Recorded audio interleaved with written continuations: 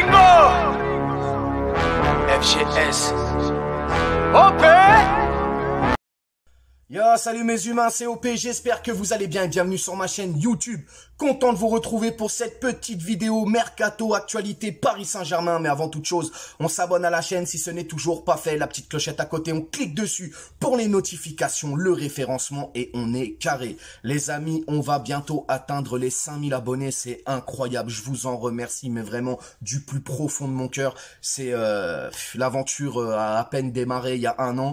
Et vous êtes plein à me donner de la force et ça fait grave plaisir. Mais bref, avant toute chose, on s'abonne à la chaîne si ce n'est toujours pas fait. La petite clochette à côté, on clique dessus pour les notifications, le référencement et on est carré.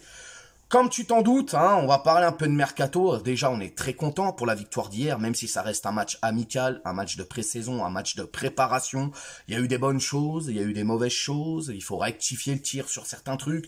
Mais ça va le faire dans l'ensemble, ça va le faire. J'en vois déjà qui s'enflamment. Ouais, c'est nul, on a mal joué. Les gars, tranquille, les gars. Oh, on vous donne ça, vous voulez ça. Tranquille, les mecs.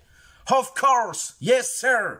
Bref, faisons confiance à notre direction, faisons confiance à notre coach, faisons confiance à nos joueurs. Bordel de merde. On va s'attarder sur le Mercato, les gars, et on va parler du Casper hollandais. Le fantôme d'Amsterdam, a.k.a. Wijnaldum. Alors lui, c'est une énigme. Hein. Il est venu chez nous, le pauvre. Il s'est pas du tout acclimaté à la Ligue 1, ni à l'équipe. Bon, ça fait mal au cœur, mais c'est comme ça arrive. Il y a des joueurs, des fois, hein. Ça va pas, ça va pas. Bref, en tout cas, il y a un club qui est intéressé par lui, et c'est l'AS Roma, le club de notre ami Mourinho.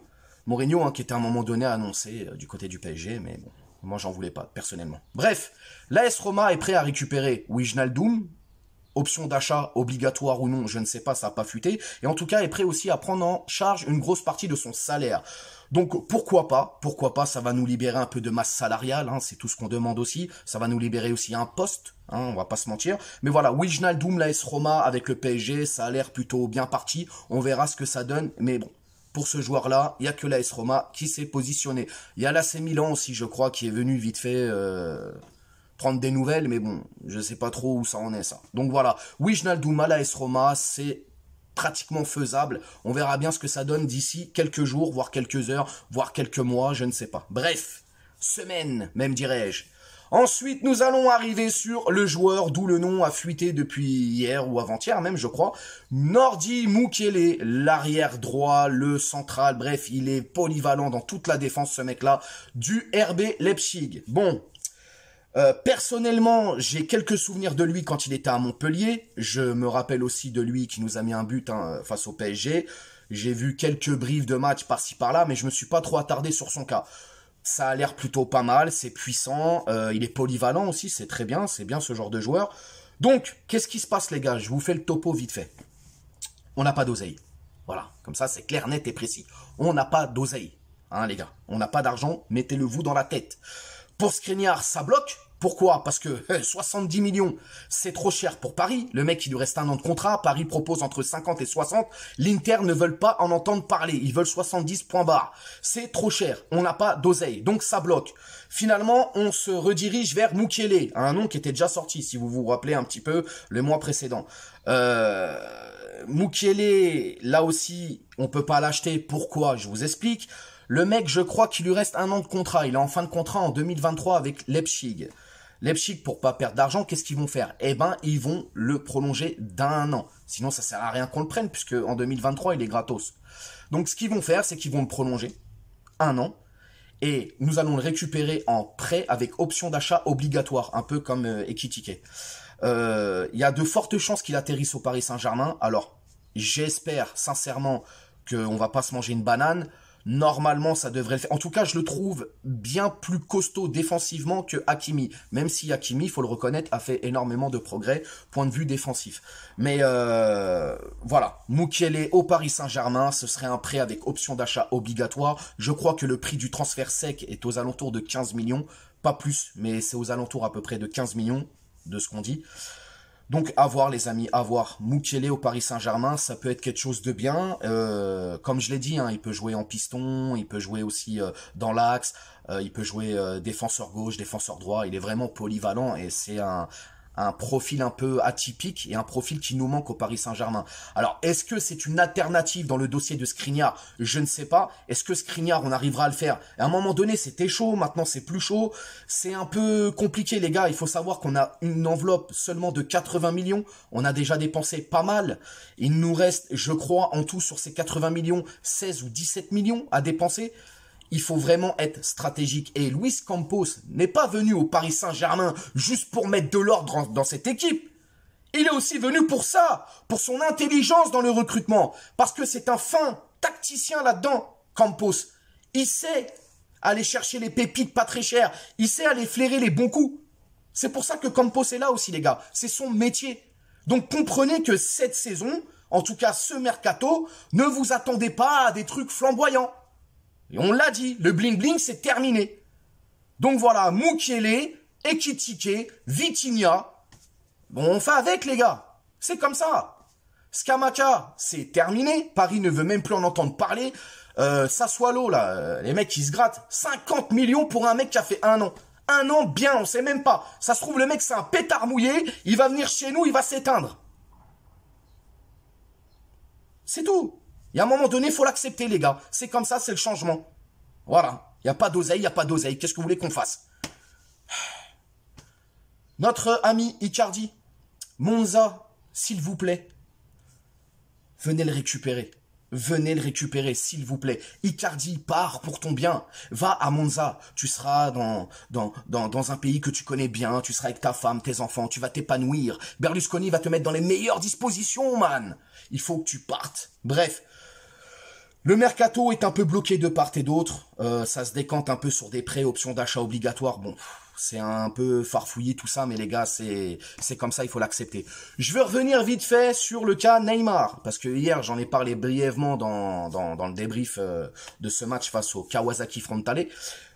J'ai dit des choses que j'assume et je vais en revenir là-dessus. Alors, il y a une rumeur ou un truc qui s'avère vrai, je ne sais pas, où on disait que Paris et City avaient parlé d'un échange entre Neymar et l'un de leurs joueurs. Et ce joueur de City qui a fuité, apparemment, ce serait Bernardo Silva.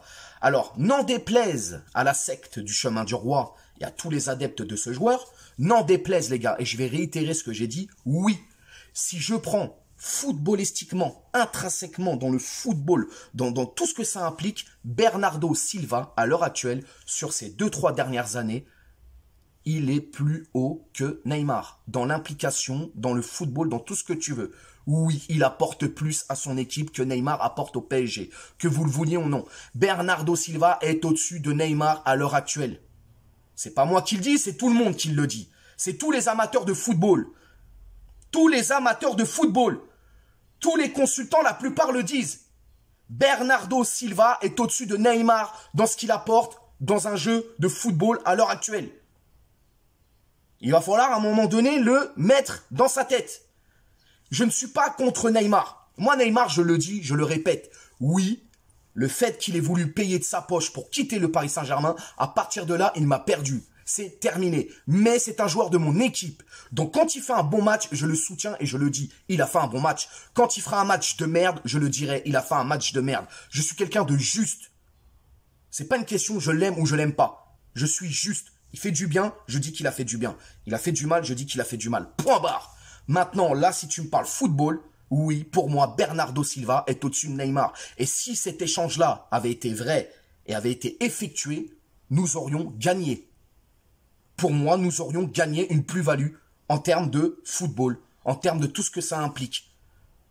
C'est tout. C'est tout.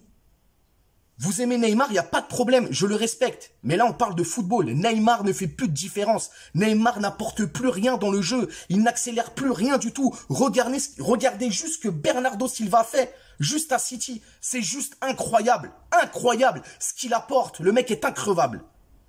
Donc voilà, si on parle football, les gars. Maintenant, si c'est un ressenti, vous aimez bien la coupe de cheveux, vous aimez bien le bonhomme et tout, je peux comprendre, il n'y a pas de problème. Mais en termes de football, voilà, c'est comme ça, il faut l'accepter. J'accepte, moi, vos critiques, vos avis, il n'y a pas de problème. Mais si on parle football, je suis désolé, les gars. Silva, il est au-dessus de Neymar, c'est comme ça, point barre. C'est pas une question de footix ou je sais pas quoi, donc ça veut dire tout le monde, on est tous des footix alors. À un moment donné, on parle football, on est tous des footix. Bref, c'était un peu pour venir là-dessus. En tout cas, c'est une rumeur. Je pense que même Pep Guardiola, il en veut pas du tout. De toute manière, les gars, c'est factuel. Quel grand club s'est positionné sur Neymar ces dernières années? S'il vous plaît, dites-moi. J'attends. Mais il n'y en a pas. Il n'y en a pas. Alors, il y en a qui vont me dire, ouais, mais OP parce qu'il a un gros salaire. Eh, arrêtez ça. Ça, c'est... C'est de la teuflu, ça. C'est pas vrai. C'est pas vrai. Il y a plein de clubs qui peuvent se le payer en salaire. C'est juste qu'il n'y a pas. Voilà. Neymar, c'est dur à gérer comme joueur. Et beaucoup de grands clubs ont conscience de ça. Donc voilà, c'était juste pour faire un petit aparté, les amis. En tout cas, le mercato, ça bouge un petit peu. C'est un peu bloqué par là et tout. Faut qu'on fasse avec, les gars, c'est comme ça. Sur ce, n'hésitez pas à me dire ce que vous pensez de la vidéo. Surtout, réagissez aux 3 cas que j'ai abordés ici avec vous dans les commentaires. N'hésitez pas à vous abonner, partager, liker, les amis, liker. On s'attrape aussi sur Instagram le soir. On se fait des petits lives, on parle de football du Paris Saint-Germain. Je vous mets le lien, comme d'habitude, ici en bas. Et puis, je vous souhaite une très bonne journée. Prenez soin de vous et à demain pour une nouvelle vidéo. Ciao.